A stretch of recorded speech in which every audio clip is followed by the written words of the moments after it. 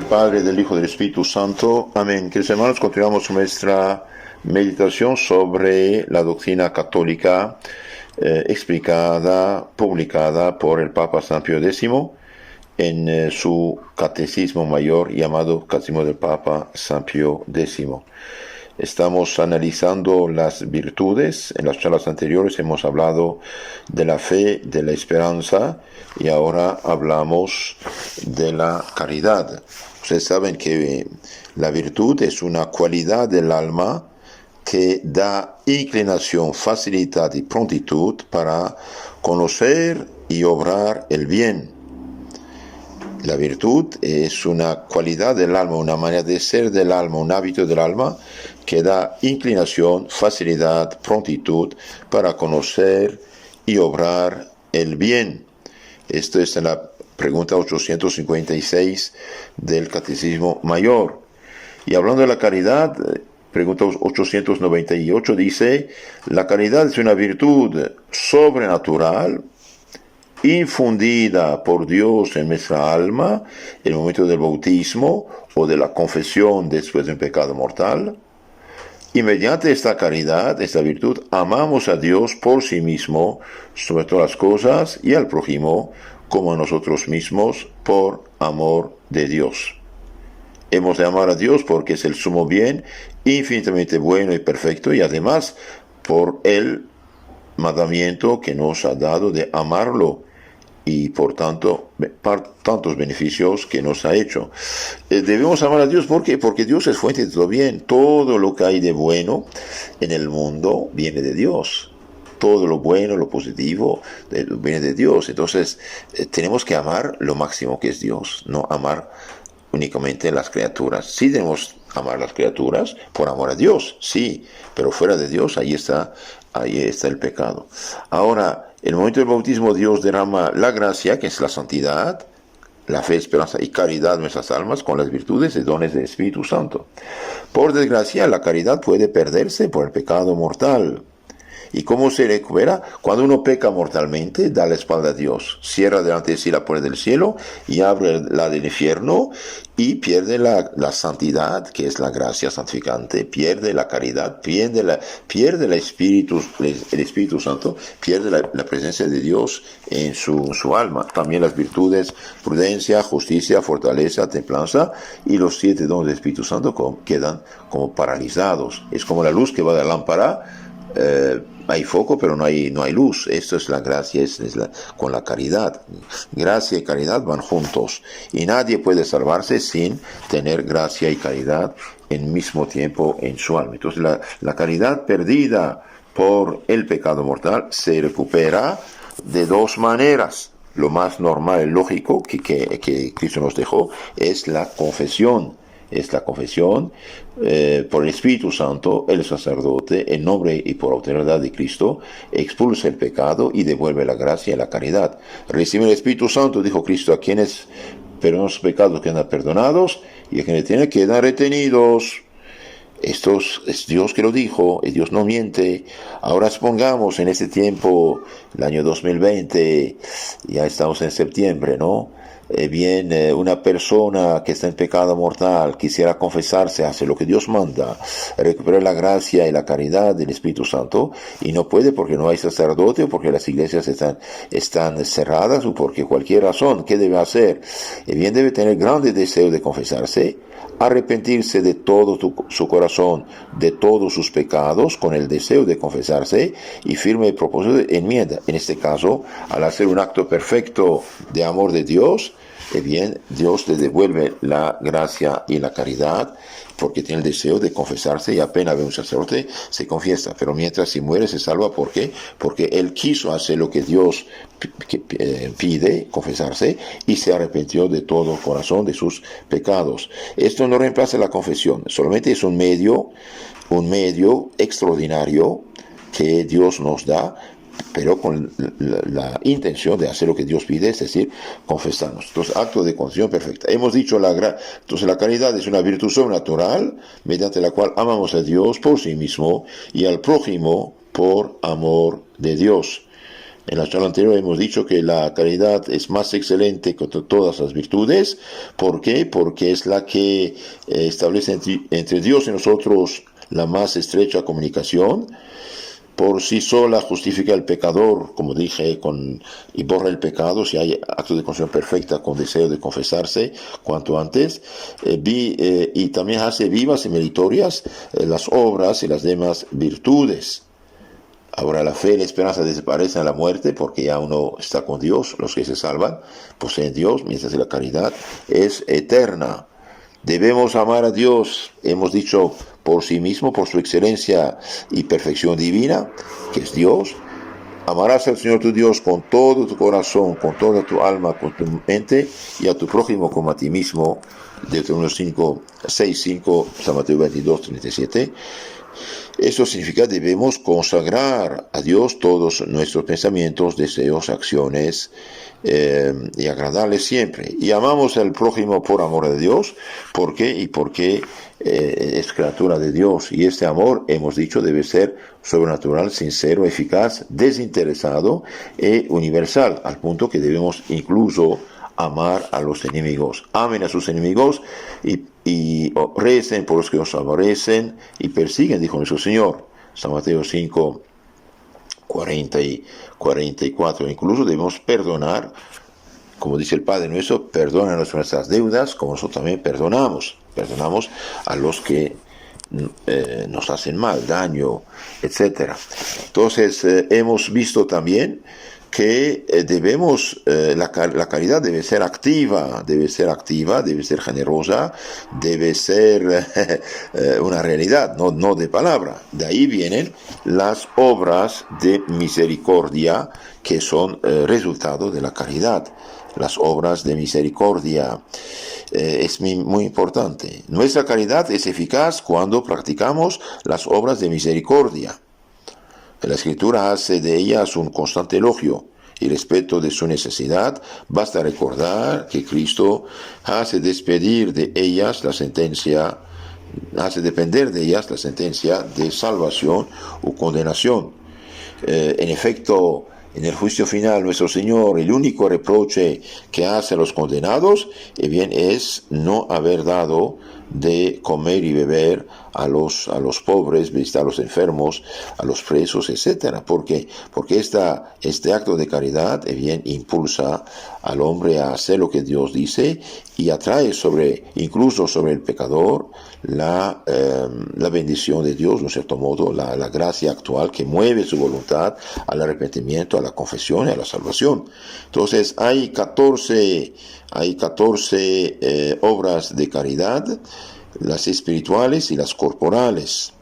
Ahora, las espirituales son enseñar al que no sabe, catequizar, enseñar, regalarle libritos, folletos, mandarles esos audios, por ejemplo, para que conozca la fe, ayudarlo, catequizarlo, dar buenos consejos. Por ejemplo, una persona está al punto de ir a abortar o de juntarse en matrimonio falso, y bien aconsejarle que no.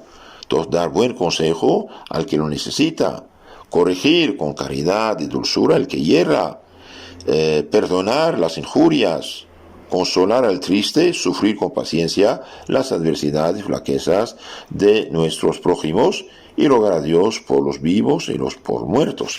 Aunque uno sea pobre, pobre como Job, puede hacer estas 7 obras de caridad: enseñar al que no sabe, dar buen consejo al que está necesitado, corregir al que hierra, perdonar las injurias, consolar al triste, sufrir con paciencia las adversidades, flaquezas de nuestro prójimo, y finalmente rogar a Dios por vivos y muertos. Por una persona muy pobre que vive de limosna, reza sus rosarios 3, 4, 5 por día por vivos y difuntos, hace grande limosna. Esas son las obras de misericordia espiritual. Y también hay 7 obras de misericordia corporal. La primera es visitar a los enfermos, la segunda dar de comer al hambriento, tercera dar de beber al sediento, socorrer al cautivo o prisionero, vestir al desnudo, dar posada al peregrino y enterrar a los muertos. Entre las espirituales vamos a estudiar las más importantes: Luego veremos lo de la limosna especialmente, que es compendio de todas las virtudes, las obras de misericordia corporal. Un día San Juan Bosco, pobrecito, que recogía a todos los niños huérfanos, perdidos, abandonados en la calle, tenía muchas deudas y fue ver a un rico pidiéndole ayuda, y el rico, siempre los pretextos, crisis económica, problema económico, etcétera. Y don Bosco le dijo, don Pedro, pues llamémosle Pedro, que estos bienes que tienes, quisiera llevarlos al cielo. Ay, no se puede, don Bosco. Y si pudiera, los llevaría. Sí, claro que los llevaría. Entonces don Bosco dijo, sí se puede. ¿Cómo se puede? Y bien, todo lo que usted da de caridad, de limosna, bien está inscrito en tu cuenta del cielo. Entonces, en ese momento, esto fue una revelación para el ancianito. Dijo, pase la chequera, y empezó a dar. Entonces, que hermanos, todo lo que damos por amor a Dios, al prójimo, bien, Dios lo acepta. Bien, ¿cuáles son las principales obras de caridad espiritual? Bien, enseñar al que no sabe es obra de caridad.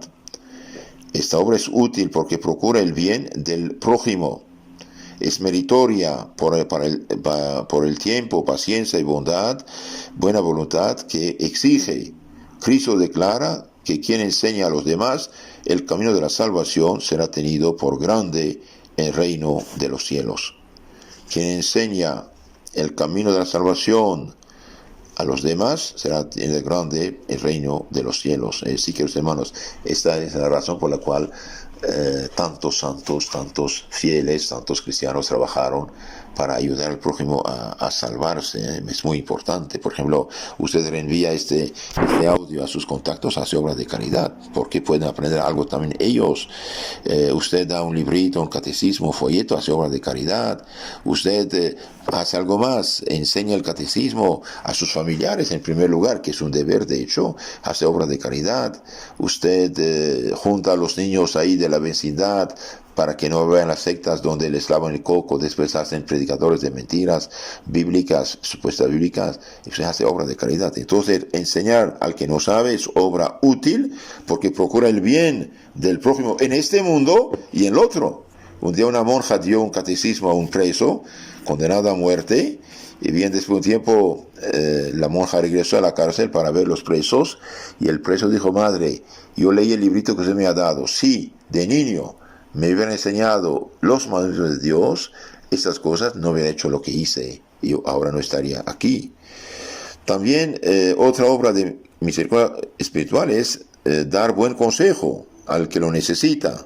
Buen consejo es el que nace de la caridad y es dado con prudencia y tino. Claro, uno da con prudencia y tino, pero dar un buen consejo. Por ejemplo, una persona en unión libre, hijo, andas mal, corríjate, mejórate, recibe la bendición de Dios, póngase en estado de gracia, tenga una familia como Dios manda. Ay, pero padre, yo no quiero esta mujer. Entonces sepárate de hijo, ¿para qué usted te pone en perdición? Usted y ella también. Entonces, si o te separas o te casas como Dios manda y tenga el sacramento para dar, también para evitar el escándalo del pecado, entonces, dar un buen consejo. Una persona está, por ejemplo, está divorciada, está por desgracia abandonada por el esposo o la esposa.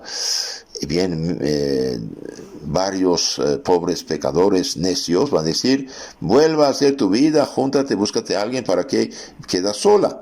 Eras joven. Y bien, ese es mal consejo, pésimo consejo. Le impulsa al adulterio, al pecado. Y bien, un buen cristiano dice, no, hijitos, es verdad que esto cuesta, pero confiésate, comulgue, rece y pida por tu esposo, tu esposa, reconcíliense. Pero mientras no sea adúltero, así a lo tonto, no lo haga. Dar buen consejo es grande. Dar buen consejo es realmente una grande caridad. De hecho, uno de los dones del Espíritu Santo es el don de consejo.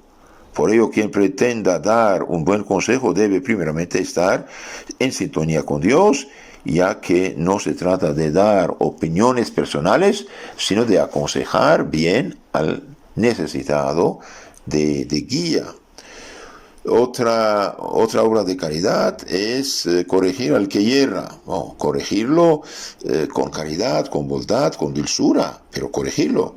La corrección fraterna consiste en llamarle la atención al prójimo en privado con dulzura y amabilidad para apartarlo del pecado. Entonces, el que corrija al prójimo hace una obra de caridad muy grande, muy grande. Esta obra de misericordia se refiere sobre todo al pecado. De hecho, otra manera de formular esta obra es corregir al pecador, pero como dijo, con dulzura. Una persona enferma, una persona que cayó del piso, una persona llena de úlceras, apenas le toca decir, ¡ay! El pecador así es. Entonces, ¡ay! Entonces, continuo sí, con dulzura sí, pero corregirlo de todo modo. Por ejemplo, decir que alguien que se case como Dios manda y deje de vivir en unión libre, escandalosa, sin poder confesarse y comulgar, es un buen consejo. La corrección fraterna es explicada por mismo Jesús. Si tu hermano peca, vete y hablar con él a solas para decírselo. Si te escuchas ganado a tu hermano, San Mateo 19, 15, 17, debemos corregir nuestro prójimo con mansedumbre, humildad y dulzura, dije. Santiago dice, el que endereza a un pecador de su mal camino, salvará su alma de la muerte y consigue el perdón de muchos pecados. Santiago 5:20. Entonces, queridos hermanos, tratemos de ayudar al prójimo. Y sobre todo, dando el ejemplo. Porque si vivimos lo que aconsejamos, la gente hará caso. Corregir al que se equivoca se refiere sobre todo al pecado, dijimos. Es una de las más importantes obras de misericordia, porque se refiere a la salvación, que es el negocio más importante para nosotros y nuestro prójimo. Entonces, corregir, aconsejar al pecador que rectifique, que se convierta, que se arrepienta, es una de las más grandes obras de caridad. ¿Por qué? Porque se refiere a la salvación eterna.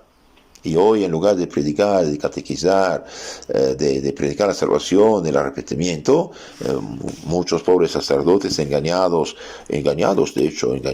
víctimas de una mala formación, teología de la liberación, dice que liberación que no liberó nada, que causó guerras civiles, odios, rencores, muertos, e hizo a los pobres más pobres. Entonces, primero busquen el reino de Dios, su gloria, los demás dados por añadidura, había dicho nuestro Señor. Entonces, callar es corrección. Callar esa corrección por respetos humanos puede llegar a ser un pecado grave de omisión por poner en juego la salvación del prójimo. Nunca podemos aceptar, legalizar el malo. No se puede, esto es gravísimo error. Entonces, corregir al prójimo para apartarlo del pecado es la más grande caridad que se puede. La corrección fraterna es obra meritoria porque puede evitar ofensas del Señor y prestarle, como dijimos, al prójimo un positivo servicio para la salvación eterna. No es extremadamente obligatoria, sino cuando se cumplen esas tres condiciones que sea necesaria para apartar al prójimo de pecar. Se puede hacer sin grave tropiezo y si hay esperanza de éxito. Si usted ve un tipo que está blasfemando, totalmente anticristiano, anti-iglesia, anti-Dios, blasfema, mejor, rece por él, déjalo en falsa paz, pero tu silencio y tu oración vale más que impulsar a este pobre tipo a blasfemar. Entonces, se debe corregir, se debe aconsejar. Bien, hay tres condiciones que sea necesaria para apartar al prójimo de pecar. Se puede hacer sin grave tropiezo y que haya esperanza de éxito. A veces hay gente realmente sedienta de las cosas de Dios. Entonces hablar, hay gente cerrada y piensa que gritar, blasfemar, insultar. Entonces que Dios te bendiga y punto. ¿Qué hacemos? Debe también hacerse con caridad y dulzura, aprovechando el momento y palabras oportunas. Muchas veces es más eficaz en forma de consejo esta corrección. También hay otro, dice, perdonar las injurias. En el Padre Nuestro decimos, perdónanos nuestras deudas como nosotros también perdonamos a nuestros deudores. Y el mismo Señor aclara, si no perdonáis las ofensas de los hombres, también el Padre Celestial no os perdona, tampoco te perdona el Padre Celestial. En cambio, si no perdonáis las ofensas, tampoco el Padre os perdonará, dice el Señor. San Mateo 6, 14. Entonces, si queremos el perdón de Dios, tenemos que perdonar. Perdonar las deudas, su ofensa, significa superar la venganza, el resentimiento, significa tratar amablemente a quien nos han hecho algo. El mejor ejemplo de perdón en el Antiguo Testamento es el de José, hijo de Jacob, que perdonó a sus hermanos que lo habían vendido. Ahora pues, no os entristezcáis, ni os pese el haberme vendido aquí, pues para preservar vidas me envió Dios delante de ustedes. Génesis 45:5. El mayor perdón del Nuevo Testamento es Cristo, nuestro Señor, que lo da cuando en la cruz dice: Padre, perdónales, no saben lo que hacen. Hay otra obra de caridad espiritual, consolar al triste. El consuelo para el triste, para el que sufre alguna dificultad, es otra obra de misericordia espiritual. Muchas veces se complementará con dar buen consejo que ayude a superar esa situación de dolor y tristeza.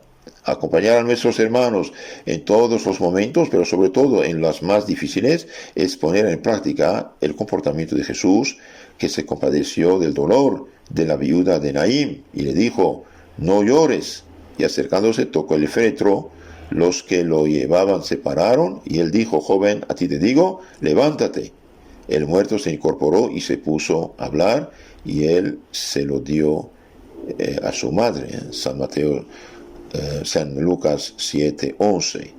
También otra manera de practicar la caridad es sufrir con paciencia los defectos de los demás. Es virtud y es una obra de misericordia. Sin embargo, hay un consejo muy útil: cuando el soportar los defectos causa más daño que bien, con mucha caridad y suavidad debe hacer la advertencia. Entonces, es decir, aguantar sí, pero si el otro exagera y aprovecha y sigue haciendo peor lo que hace, entonces decir: oye, entienda, esto no es así.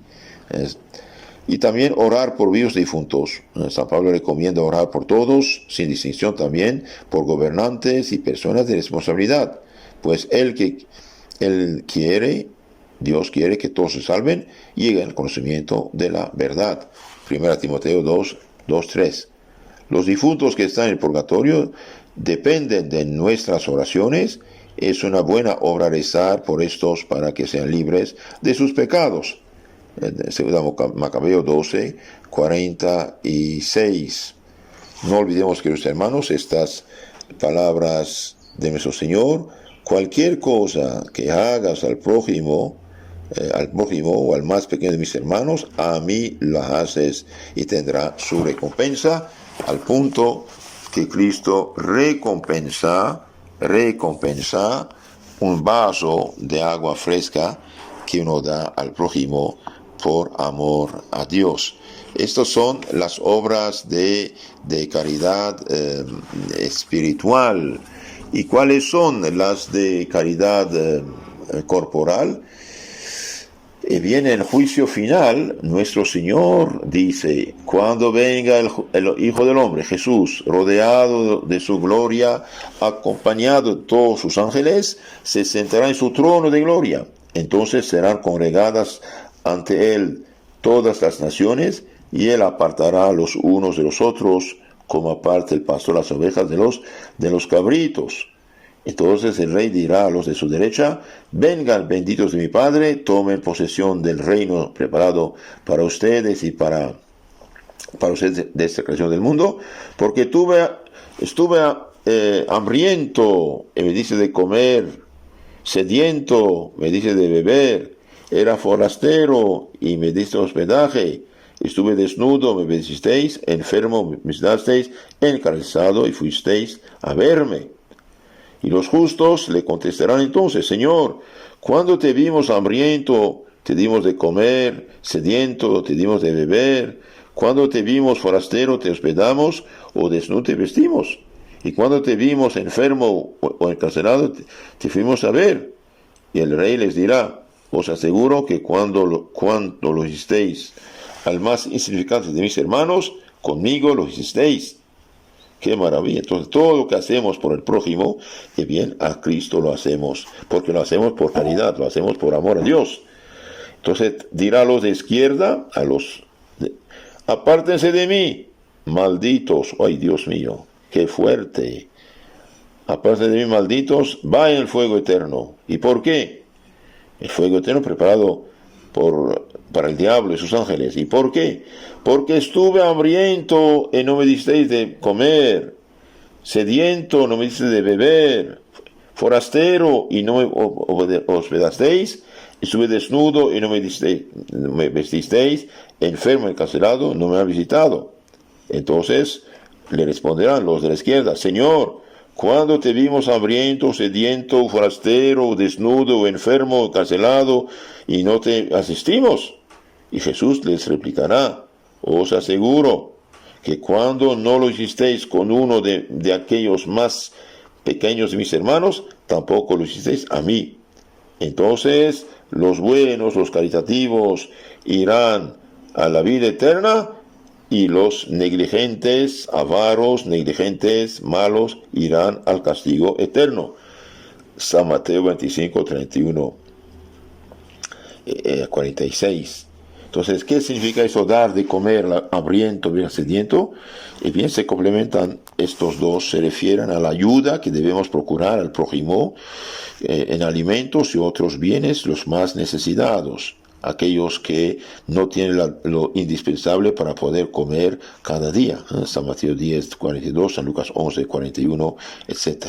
San Juan Bautista recomienda: el que tenga 2 túnicas, que las reparta con el que no tiene; el que tenga para comer, que haga lo mismo. San Lucas 3, 11. Entonces, queridos hermanos, en este tiempo de crisis, de esta peste, que Dios tenga piedad. Aquí en Guatemala, por ejemplo, hay muchos con banderita blanca que piden ayuda. Bien puede tener en su carro cuando viaja, para darlos del semáforo, por ejemplo, tener una bolsa de cosas básicas, o mejor, un catecismo. Yo daría un catecismo, porque un folleto, un catecismo, algo cristiano, es manera de hacer mayor caridad para evangelizarlos y provocar su salvación también. Las dos cosas mejor, pero no olvidemos hacer esto. Dar posada al peregrino. En la antigüedad era muy importante porque no había tantos hoteles, etcétera, como ahora. Vestir al desnudo se dirige a paliar otra necesidad básica, el vestido. Muchas veces se nos facilita con las recogidas de ropa que se hacen en las parroquias, por ejemplo, otros centros, para dar a los pobres. A la hora de entregar nuestra ropa, es bueno pensar que podemos dar de lo que nos sobra o ya no nos sirve, pero también podemos dar de lo que aún es útil. Santiago nos anima a ser generosos. Si un hermano o una hermana están desnudos y carecen del sustento diario, y a uno de vosotros les dice: váyanse en paz, caliéntense y hártense, pero no les da lo necesario del cuerpo, ¿de qué sirven estas palabras? Santiago 2:15. Visitar al enfermo se trata de una verdadera atención a los enfermos y ancianos, tanto en el aspecto físico como en hacerles un rato de compañía y rezar con ellos y animarlos. El mejor ejemplo de la Sagrada Escritura es la parábola del buen samaritano, que curó al herido, y al no poder continuar ocupándose directamente, confió los cuidados que necesitaba a otro a quien le ofrecía pagarle. San Lucas 10:30. Queridos hermanos, en las parroquias hay enfermos, hay ancianos, hay gente sin familia, y bien hay grupos que visitan a los enfermos, gracias a Dios, y bien no solamente visitarlos, rezar con ellos, leerlos un poco, el Evangelio, el Catecismo, un libro de santo. Esto ayuda mucho, en lugar de dejarlos podrirse la mente con la televisión, por ejemplo. Es muy importante leer por ellos. Un día había un ciego que tenía un libro lleno de libros, y un amigo le preguntó: pero don Pedro, ¿para qué tantos libros? Sí, dijo, está bien, yo entiendo, soy ciego pero no soy sordo, me leen y escucho y aprendo. Entonces es ayudar a los enfermos, rezar un poco con ellos, rezar rosario con ellos, leerles un rato de una buena lectura, y llevar a un sacerdote para confesarles y darle la comunión es mucho mejor. Las dos cosas se complementan. Llevar la comunión es llevar a Jesús a esas almas. El que come mi cuerpo y mi sangre tiene la vida eterna. Y llevar al sacerdote, por ejemplo, para confesarlos, bendito sea Dios. Puede ser que estas personas estén en pecado. Entonces, enseñarles a hacer actos de contrición perfecta con el deseo de confesarse: Dios mío, de todo corazón me arrepiento de todos y cada uno de todos mis pecados, conocidos, desconocidos, y quiero confesarme cuanto antes, y me arrepiento de corazón con firme propósito de corregirme. Y también llevar al sacerdote para darles la extremaunción, los santos óleos. Es un sacramento muy importante. No solo borra la cicatriz del pecado, sino también da gracias, aumenta la santidad y da paz y consuelo, hasta salud física, si Dios juzga bien, y protege de los ataques del demonio. Entonces, queridos hermanos, visitar a los enfermos es una grande obra de caridad. También visitar a los encarcelados es un poco más difícil debido a las restricciones de las leyes, pero consiste en visitar a los presos y prestarles no solo ayuda material, sino una asistencia espiritual que les sirva para mejorar como personas, enmendarse, aprender a desarrollar un trabajo que les pueda ser útil cuando terminen su tiempo asignado por la justicia. Significa también rescatar a los inocentes y secuestrados, o al menos rezar por ellos. En la antigüedad los cristianos pagaban mucho dinero para libertar esclavos y se cambiaban por prisioneros inocentes que querían libertar. Ahora es verdad que no es fácil ir a la cárcel debido a las leyes, bien entiendo, pero una persona, por ejemplo, va delante de la cárcel, lleva la ropa que ya no necesita, incluso a veces ropa de utilidad, lleva unos libros, unos catecismos, unos folletos católicos, unas medallas bendecidas, y lo lleva delante de la cárcel. Y ahí ve los familiares. Usted, familiar, si va a entrar, sí, mire, tome esto, lleve para su gente. Es obra de caridad. En lugar que lea Biblia falsificada protestante o otras cosas, viene que lea el libro católico. Es grande caridad. Y finalmente, enterrar a los difuntos. Cristo no tenía lugar sobre el que reposar. Un amigo, José de Arimatea, le cedió su tumba y tuvo valor para presentarse ante Pilatos y pedir el cuerpo de Jesús. También pasó Nicodemo, quien ayudó a sepultarlo. San Juan 19:38. En tiempo de guerra puede ser un mandado muy exigente sepultar a los difuntos. ¿Por qué es importante dar digna sepultura a un cuerpo humano? Porque el cuerpo humano ha sido alojamiento del Espíritu Santo. Somos templos del Espíritu Santo, dice San Pablo, 1 Corintios 6:19. Hoy muchos creman sin saber que cremar es una costumbre de origen pagana, atea y masónica que penetró por desgracia en la Iglesia Católica. Y no es correcto. Esto fue tolerado el año 1963, pero aunque tolerado, se dice la Iglesia prefiere inhumación y no cremación. Y hoy hay curas que hacen nichos para hacer un negocio en la Iglesia. Esto no se hace. No es correcto. Es realmente, de un cierto modo, profanar un cuerpo de un pobre cristiano. Un doctor que vio qué pasaba con el cadáver cremado, y bien dice, el pobre cadáver brincaba, los pies brincaban como de dolor. Claro, no solo está muerto, pero, y además, ¿quién sabe si creman todo? Te dan un poco de ceniza y lo demás, ¿qué? ¿Cuándo echarlo dónde? Cristo fue sepultado, debemos sepultar nuestros difuntos y no cremarlos, salvo la cremación podría ser tolerada cuando hay una fuerte peste, no se logra sepultar todos, pero cremar en tiempo normal es costumbre masónica de origen pagana, budista, de los paganos antiguos resucitada. Hay bastante gente que conserva las cenizas de los cremados en su casa. No estaría de más insistir en lo de enterrar a los muertos. Para nada parece un mandato superfluo hoy en día debido que los profanan de cierto modo al cremarlos. Queridos hermanos, hay 14 obras de caridad, dijimos, 7 corporales, acabamos de verlas, 7 materiales: visitar a los enfermos, dar de comer y beber al hambriento sediento, posada al peregrino, vestir al desnudo visitar a los enfermos y presos y enterrar a los difuntos.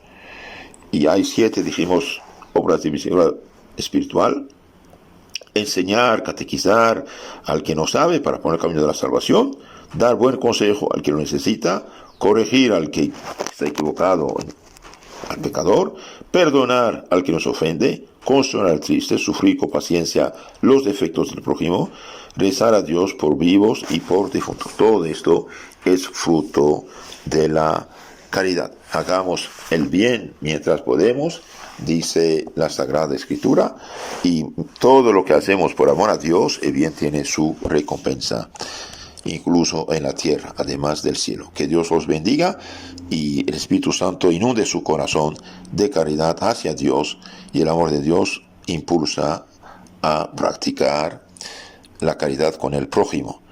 Que los hermanos, si quieren hacer obra de caridad, reenvíen estos audios a sus contactos y díganle que lo escuchen, que suscriban a nuestro canal Catecismo Católico Tradicional, donde toda la fe está explicada.